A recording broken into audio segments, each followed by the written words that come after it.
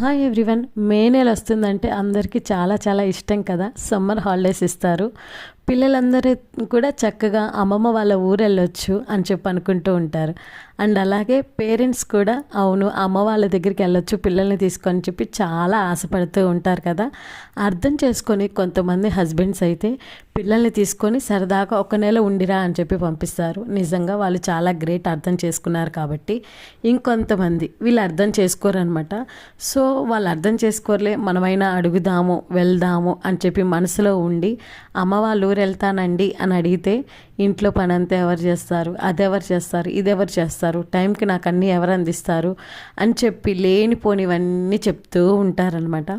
11 నెలలు కూడా నీ పని, మీ పిల్లల పని అండ్ అలాగే ఇంటి పని, వంట పని మొత్తం చేసింది కదా. ఒక్క నెల రోజులు మీ పని మీరు చేసుకోవడానికి ఏంటి, తను వెళ్ళేటప్పుడు పిల్లల్ని కూడా తీసుకెళ్తుంది కదా. పిల్లల్ని మీ దగ్గరే వదిలిపెట్టి పిల్లల్ని కూడా మీరే చూసుకోండి, నేను ఎంజాయ్ చేసి వస్తాను అని చెప్పి అన్నది కదా.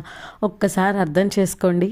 తల్లిదండ్రులు ఉన్నంత వరకే పుట్టింటి ఆశ ఆడపిల్లకి ఎవరికైనా. సో వీడియో నచ్చితే లైక్ చేయండి.